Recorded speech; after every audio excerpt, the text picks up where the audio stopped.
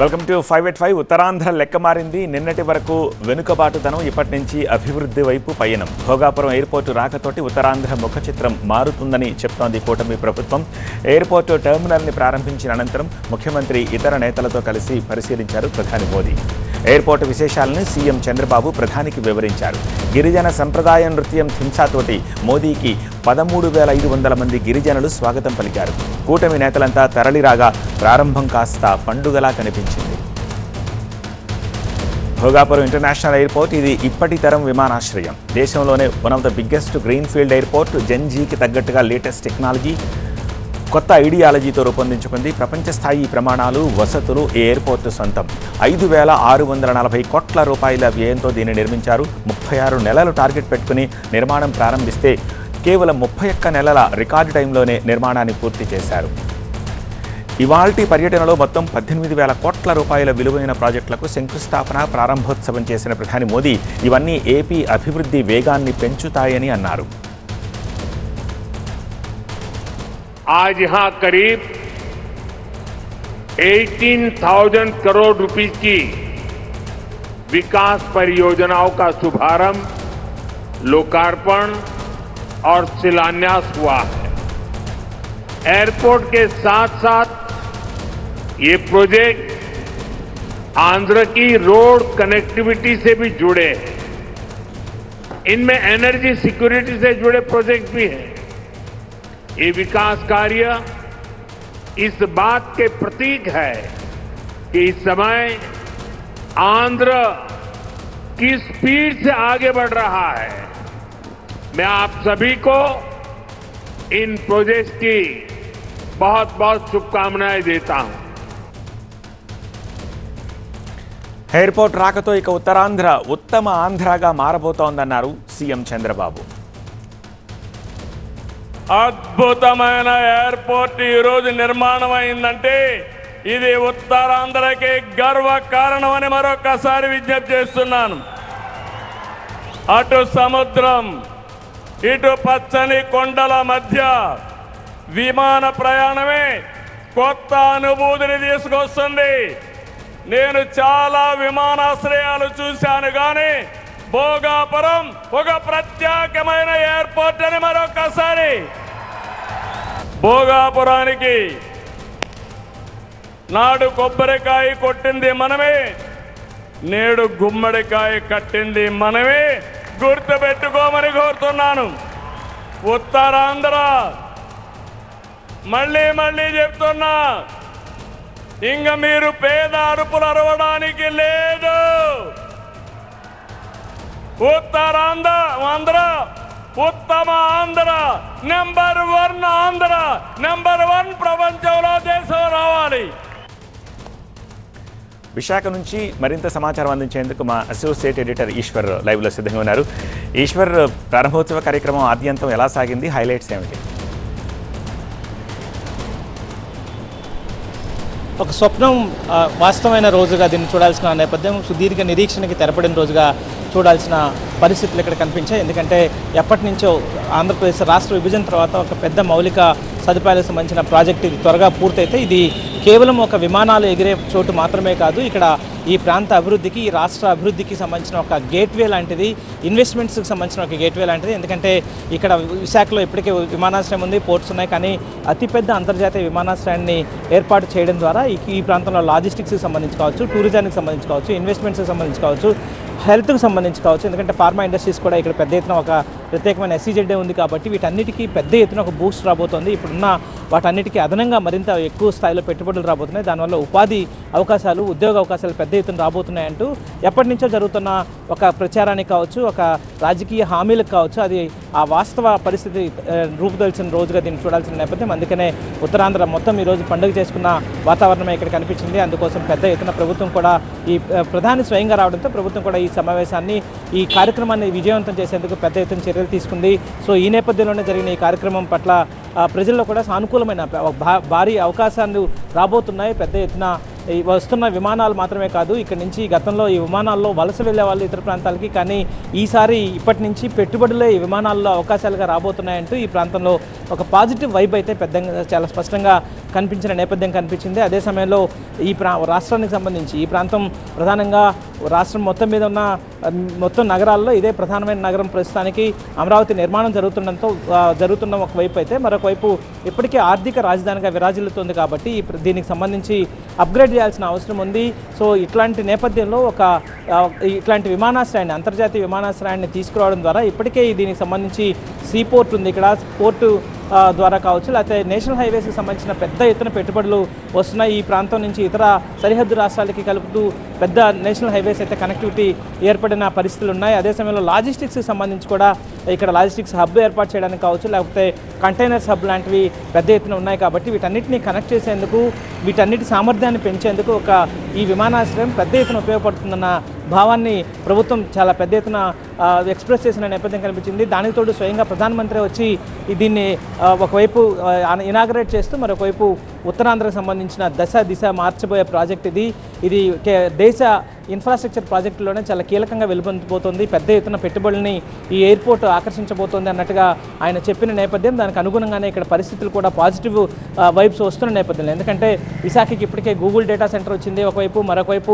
Software IT దిగ్గజ కంపెనీలన్నీ ఇక్కడికి ఈ మధ్య కాలంలోనే కొలువు తీరుతున్నాయి పెద్ద సంఖ్యలో.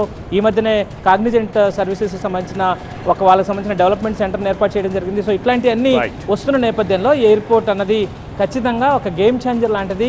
ఉత్తరాంధ్ర ఇకపైన ఉత్తమ ఆంధ్రకి కేర్ ఆఫ్ అడ్రస్గా ఉండబోతోంది. ఇది ఈరోజు జరిగింది కేవలం ఒక ఎయిర్పోర్ట్కి సంబంధించిన ప్రారంభోత్సవమే కాదు, మిగతా ఇక్కడ ఈ ప్రాంత ఆశల రెక్కలకి కావచ్చు, లేకపోతే ఈ ప్రాంత ఉత్తరాంధ్ర రెక్కలకి కళలకు రెక్కలు వచ్చాయి అన్నట్టుగానే ప్రభుత్వం ఏదైతే నినాదాన్ని తీసుకుని ప్రచారం చేసిందో దాన్ని వాస్తవం చేసేందుకు అవసరమైన కృషి చేస్తున్నట్టుగా ప్రకటించడంతో ఒక పాజిటివ్ వైపు అయితే ఇక్కడ నెలకొని ఉన్న నేపథ్యం కనిపించింది. స్టూడియో. తెలంగాణలో రాజకీయ పార్టీల మధ్య కాళేశ్వరం రచ్చ ఆగడం లేదు. అధికార విపక్షాలు ఒకరిపై ఒకరు దుమ్మెత్తి పోసుకుంటున్నాయి. కాళేశ్వరం విషయంలో బీఆర్ఎస్ విమర్శలకు మంత్రి ఉత్తమ్ కౌంటర్ ఇచ్చారు. మేడిగడ్డ, అన్నారం, సుందిళ్లపై బీఆర్ఎస్ తప్పుడు ప్రచారం చేస్తుందన్నారు మంత్రి ఉత్తమ్ కుమార్ రెడ్డి. 3 బ్యారేజ్ల పునరుద్ధరణకు ప్రభుత్వం కట్టుబడి ఉందన్నారు. ఎల్లంపల్లిని కాంగ్రెస్ ప్రభుత్వమే నిర్మించినా తామే నిర్మించినట్టు బీఆర్ఎస్ చెప్పుకుంటుందన్నారు ఆయన. 3 బ్యారేజ్లతో పాటు అనుసంధానంగా ఉన్న పంప్ హౌస్ల వినియోగం లేకుండానే ఎల్లంపల్లి మరోసారి నిండిందన్నారు. తాము నిర్మించిన ప్రాజెక్టులు దశాబ్దాల తరబడి చెక్కు చెదరకుండా ఉన్నాయని, బీఆర్ఎస్ నిర్మించిన ప్రాజెక్టులు అప్పుడే కూలిపోతున్నాయన్నారు ఉత్తమ్ కుమార్. ఈసారి కూడా మేడిగడ్డ, అన్నారం, సుందిల్ల బ్యారేజెస్ కానీ వాటి పంప్ హౌస్ కానీ ఉపయోగించకుండానే ఇప్పుడు ఎల్లంపల్లి రిజర్వాయర్ 20 టీఎంసీలకి నిండడం జరిగింది. అది మరి వర్షాలు ఆ విధంగా వచ్చినాయి, గోదావరి నదిలో ఆ ఇన్ఫ్లో వచ్చి నిండడం జరిగింది. ఈ విషయంలో మా ప్రభుత్వాన్ని ఏదో మేము తప్పు చేస్తున్నట్టుగా ఒక తప్పుడు ప్రచారం బీఆర్ఎస్ పార్టీ చేసిన విషయం కూడా మీ ద్వారా యావత్ రైతులకి, తెలంగాణ ప్రజానీకానికి మరోమారు తెలియజేస్తున్నాం. నిన్న కూడా మా ప్రభుత్వం తీసుకుంటున్న చర్యలు, టైం షెడ్యూల్స్ పై పూర్తిగా నేషనల్ డ్యామ్ సేఫ్టీ అథారిటీ కానీ, టెక్నికల్ ఓవర్సైట్ కమిటీ కానీ నిన్న కూడా ఏకీభవించడం జరిగింది. మేము ఆ 3 బ్యారేజెస్ కూడా ఒక సైంటిఫిక్గా, ఒక సిస్టమేటిక్గా టెస్టింగ్ చేసి, రీహాబిలిటేషన్ చేసి పునరుద్ధరణ పనులకి కట్టుబడి ఉన్నాము. మాకు వాటి 3 విషయంలో కూడా ఏ రాజకీయ దురుద్దేశం లేదు. బట్ ఒకటి, టీఆర్ఎస్ పార్టీ చేస్తున్న తప్పుడు ప్రచారం, ఎల్లంపల్లి రిజర్వాయర్ కట్టింది గతంలో కాంగ్రెస్ పార్టీ. ఎస్ఆర్ఎస్పీ ప్రాజెక్టును పరిశీలించారు మంత్రులు ఉత్తమ్, శ్రీధర్ బాబు, వివేక్. నీటి మట్టం వివరాలు, వరద ప్రవాహంపై ఆరా తీశారు. నీటి విడుదలపై 2 రోజుల్లో స్పష్టత ఇస్తామన్నారు మంత్రి ఉత్తమ్. ఇదే అంశానికి సంబంధించి మరిన్ని అప్డేట్స్ అందించడానికి మా ప్రతినిధి దివాకర్ అందుబాటులో ఉన్నారు. దివాకర్, ప్రస్తుతం కాళేశ్వరం విషయంలో బీఆర్ఎస్ చేసిన విమర్శలకి కౌంటర్ ఇచ్చారు ఉత్తమ్. సో దీనికి రియాక్షన్ ఏమైనా రాబోతుందా బీఆర్ఎస్ నుంచి?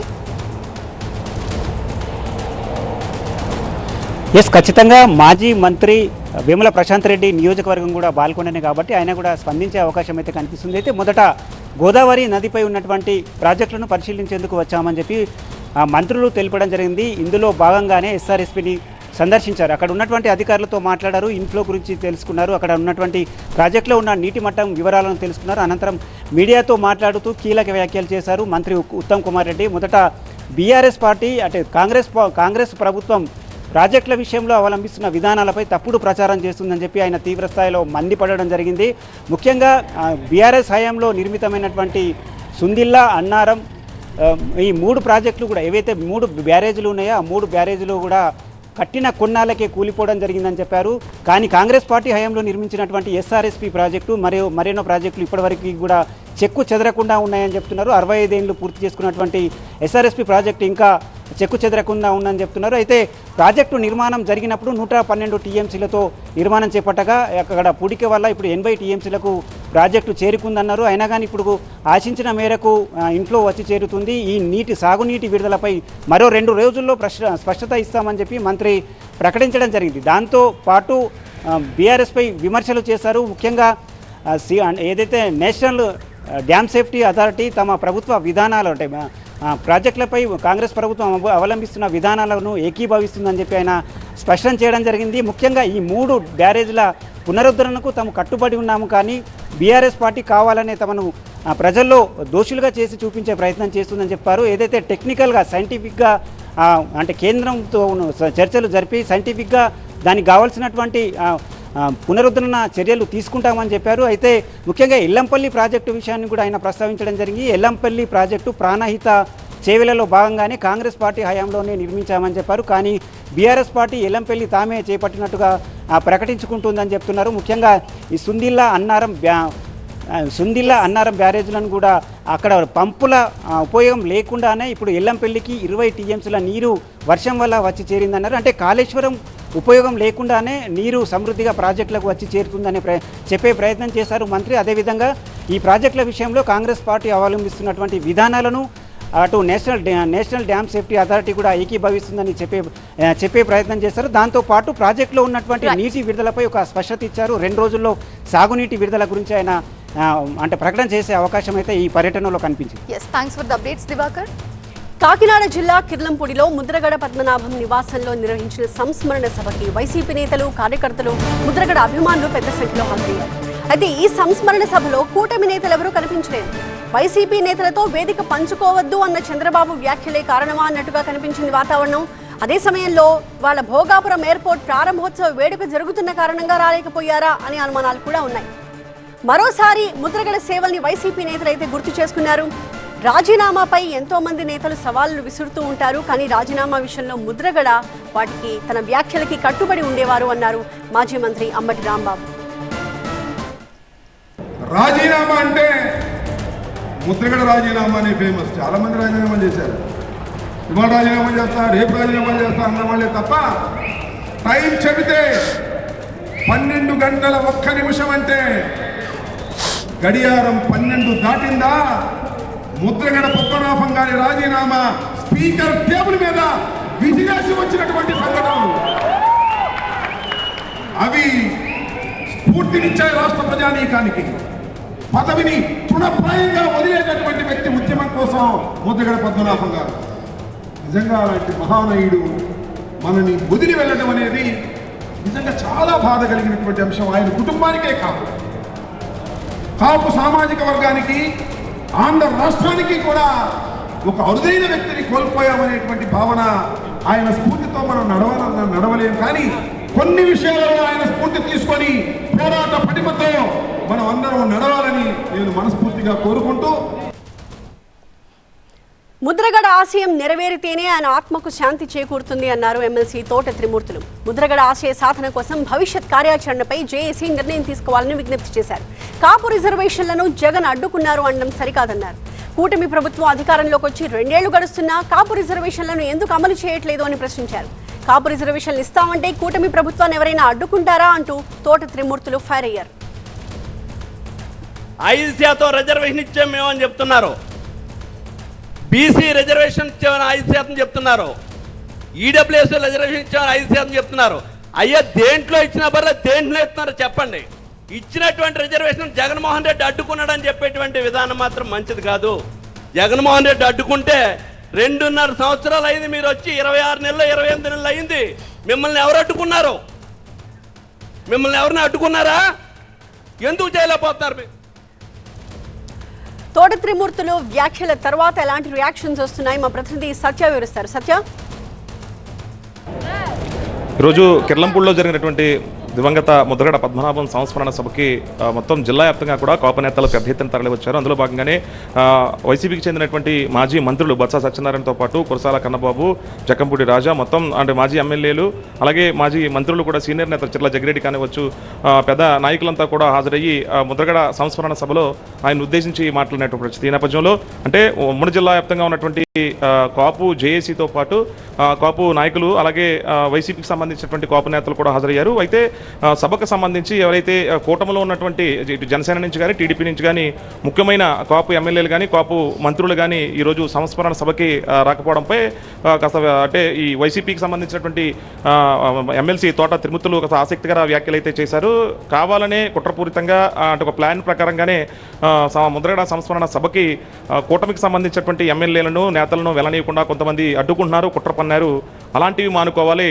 మానవ సంబంధాలు ముఖ్యం, కానీ ఈ రకమైనటువంటి రాజకీయాలు చేసి సంస్మరణ సభలకి వెళ్ళనీయకుండా అడ్డుకోవడం కూడా ఇలాంటి సంస్కృతి మనకు లేదనేది మాత్రం మాజీ మంత్రి కురసాల కన్నబాబు కూడా చెప్పినటువంటి పరిస్థితి. మొత్తం జిల్లాల నలుమూలల నుంచి కూడా మాజీ మంత్రులు, మాజీ ఎమ్మెల్యేలు వచ్చిన నేపథ్యంలో ఇటు కూటమి నుంచి ఎవరో రాకపోవడం, ఒక పక్క భోగాపురం ఎయిర్పోర్టు ఓపెనింగ్ నేపథ్యంలో ప్రధానమంత్రి నరేంద్ర మోడీ అలాగే కూటమి ఎమ్మెల్యేలు, కూటమి మంత్రులంతా కూడా అటు వెళ్ళారనేది మాత్రం కూటమి నుంచి చెప్తున్నటువంటి ప్రశ్న. కానీ ఈరోజు మొదటి నుంచి కూడా 1వ తారీఖున అంటే ఈరోజు ముద్రగడ పద్మనాభం సంస్మరణ సభ కొనసాగుతుంది. దానికి సంబంధించినటువంటి అందరూ నేతలు కూడా హాజరవుతారని అనుకున్నారు. కానీ వాతావరణం అనుకూలించినప్పటికీ చాలా మంది కూడా హాజరైనటువంటి పరిస్థితి. అయితే ఇప్పుడు ఏదైతే ముద్రగడ ఆశయాలకు సంబంధించినటువంటి రిజర్వేషన్ అంశాన్ని కానవచ్చు, కాపులను బీసీలో చేర్చేటువంటి అంశాన్ని కానవచ్చు, ఖచ్చితంగా ముందుకు తీసుకెళ్లి ముద్రగడ ఆత్మకు శాంతి అప్పుడే కలుగుతుందంటూ కూడా ఎమ్మెల్సీ తోట త్రిమూర్తులు అయితే కామెంట్ చేసినటువంటి పరిస్థితి. అలాగే జేఏసీ నాయకులు కూడా దీన్ని నడుం బిగించి ముద్రగడ ఆశయాలు ఏవైతే ఉన్నాయో కాపుల రిజర్వేషన్ అంశాన్ని అలాగే బీసీలో చేర్చే అంశాన్ని కూడా మొత్తం జిల్లా వ్యాప్తంగా అలాగే రాష్ట్ర వ్యాప్తంగా ఉన్నటువంటి జేఏసీ నాయకులు కలిసికట్టుగా ముందుకు వెళ్తారనేది మాత్రం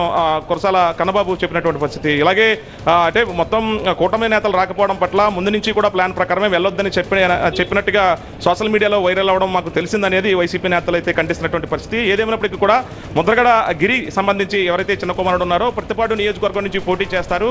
పోటీ చేసిన తర్వాత గెలిపించాల్సిన బాధ్యత ఉంటుంది. గెలిపించిందే ముద్రగడ పద్మనాభ ఆత్మ శాంతిస్తుందనేది మాజీ ఎంపీ వంగ గీత కూడా మాట్లాడినటువంటి పరిస్థితి. కురసాల కన్నబాబు కూడా చెప్పినటువంటి పరిస్థితి. ఏదైతే జగన్మోహన్ రెడ్డి ఇక్కడ ఇన్ఛార్జిగా నియమించినటువంటి చిన్నకుమారుడు గిరి ఎవరైతే ఉన్నారో గిరిని ఖచ్చితంగా ప్రజలు గెలిపిస్తారు అనేది కురసాల కన్నబాబు చెప్పారు. ఏదేమైనప్పుడు కూడా ముద్రగడ సంస్మరణ సభకు సంబంధించి పెద్ద ఎత్తున జిల్లా నలుమూల నుంచి కాపు నాయకులు, కాపు జేఏసీ నాయకులు కూడా వచ్చారు.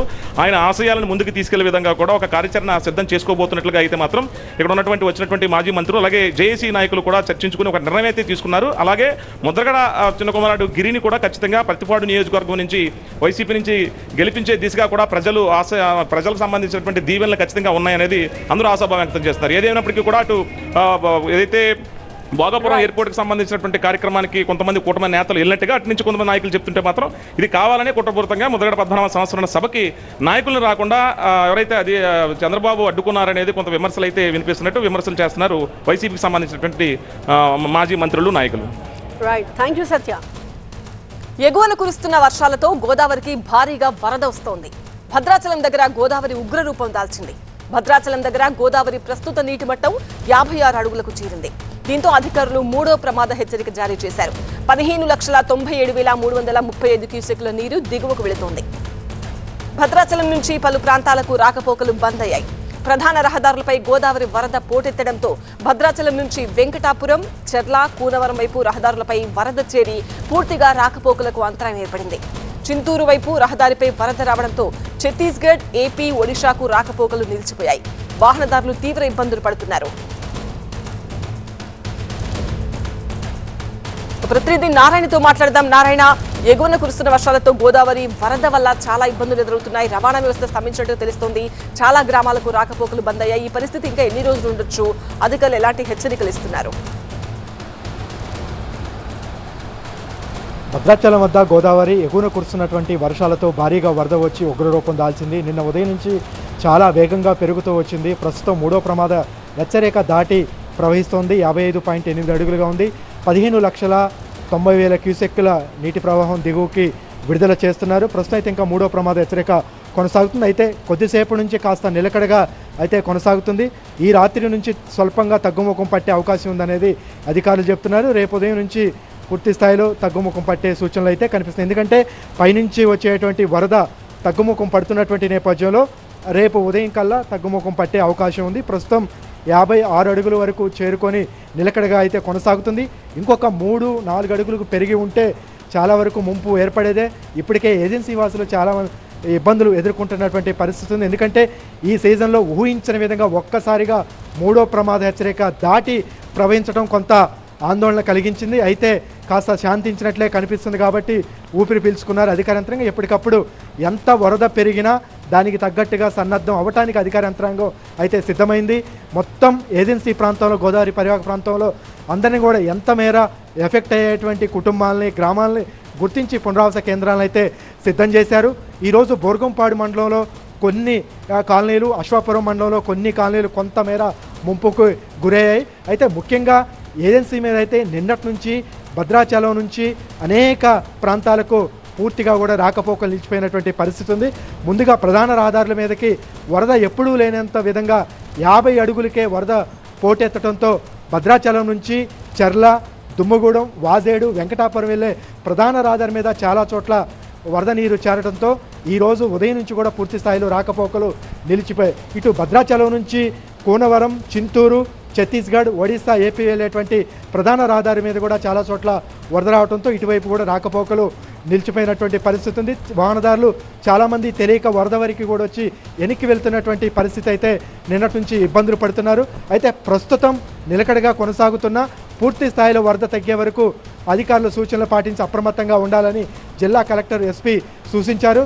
వాస్తవానికి నిన్నటి వరకు కూడా వెలవెలపోయినటువంటి గోదావరి ఈ స్థాయిలో ఊహించిన విధంగా నిన్నటి నుంచి వేగంగా పెరుగుతూ మొదటిసారి ఈ సీజన్లోనే 3వ ప్రమాద హెచ్చరిక దాటి ప్రవహించడం గోదావరి పరివాహక ప్రాంత వాసుల్ని కొంత కలవరపాటుకు గురి చేసింది. ప్రస్తుతం అయితే నిలకడగా కొనసాగుతోంది. రైట్ నారాయణ. 584లో 5th స్టోరీ చూద్దాం. నీట్ పేపర్ లీక్ పై ఢిల్లీలో జంతర్ మంతర్ దగ్గర ఆందోళనలో ప్రధాని మోదీని కొందరు ఆందోళనకారులు అనుచిత వ్యాఖ్యలతో దూషించిన వ్యవహారంపై దుమారం కొనసాగుతోంది. ఢిల్లీలో జంతర్ మంతర్ నిరసనలో ప్రధాని నరేంద్ర మోదీపై అనుచిత వ్యాఖ్యలు చేసిన బాలిక ఇప్పుడు తాను చేసిన తప్పుని బహిరంగంగా అంగీకరిస్తూ దేశ ప్రజలకి క్షమాపణలు చెప్పింది. ఆమె చేసిన అసభ్యకర వ్యాఖ్యలపై జూలై 29న నోయిడాలో 0 FIR నమోదైంది. తర్వాత కేసుని Delhi parliament street police station కి బదిలీ చేశారు. ఈ సందర్భంగా ఆమె తల్లి తన బిడ్డ తప్పు చేసిందని, దీనిపై క్షమాపణలు కూడా చెప్పామని తెలిపారు.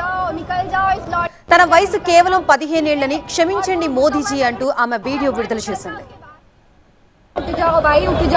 जुलाई को मैं CP गई थी अपने फ्रेंड्स के साथ.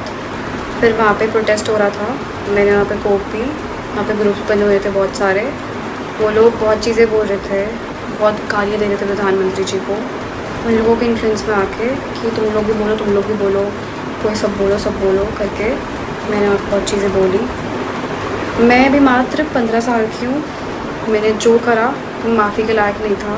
मैंने बहुत गंदी चीज़ें बोली है, बट ये मेरी पहली और आखिरी गलती होगी. इसके बाद मैं ऐसा कुछ नहीं करूँगी और ना ही वो चीज़ मैंने कभी पोस्ट की थी. मैं पूरे देश से माफ़ी मांगती हूँ.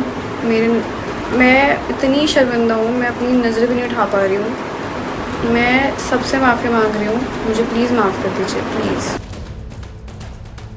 ప్రధాని నరేంద్ర మోదీ ఇన్స్టాగ్రామ్ లో కొత్త వీడియో సందేశాన్ని విడుదల చేశారు. తనపై, తన దివంగత తల్లిపై చేసిన అనుచిత వ్యాఖ్యలు బాధ కలిగించాయని, అయినా తమ తప్పుల నుంచి నేర్చుకునే అవకాశాన్ని పిల్లలకి కల్పించాలని అన్నారు. కఠిన శిక్షల కంటే మార్పుకి అవకాశం ఇవ్వడం సమాజానికి మేలు చేస్తుందని పేర్కొంటూ విద్యార్థులను క్షమిస్తున్నట్లు వీడియో సందేశం పంపారు ప్రధాని మోదీ.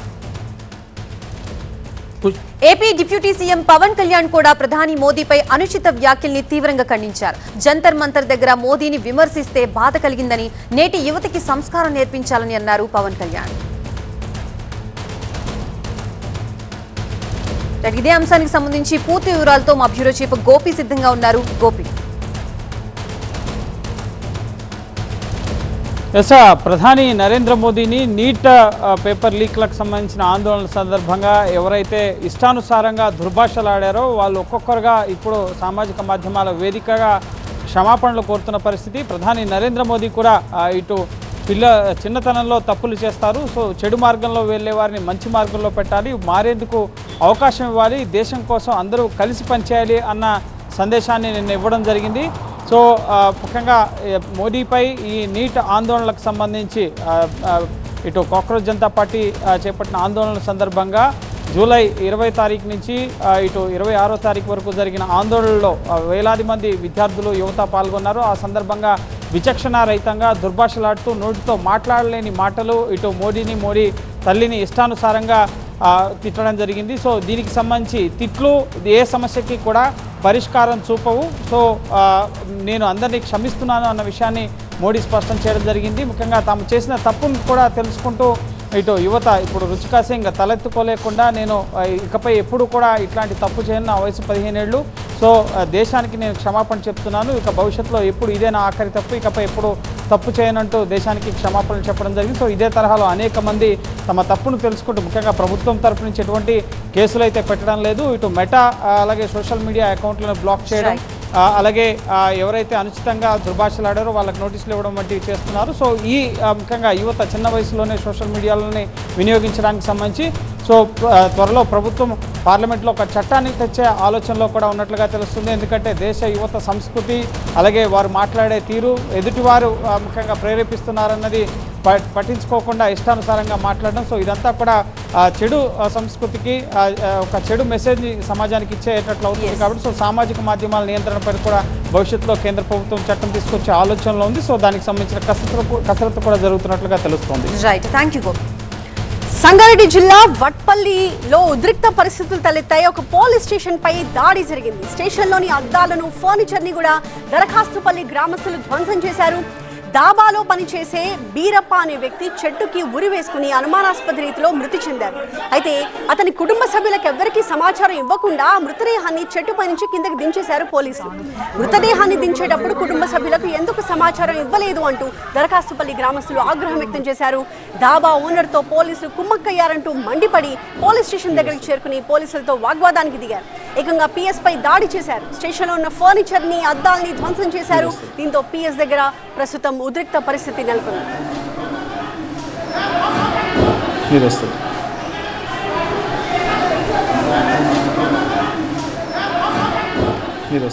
సంగారెడ్డి జిల్లా వట్పల్లి పోలీస్ స్టేషన్ పై జరిగిన దాడి దృశ్యాలను మనం చూస్తూ ఉన్నాము. ఫర్నిచర్ ని పూర్తిగా ధ్వంసం చేశారు, అద్దాల్ని పగలగొట్టారు.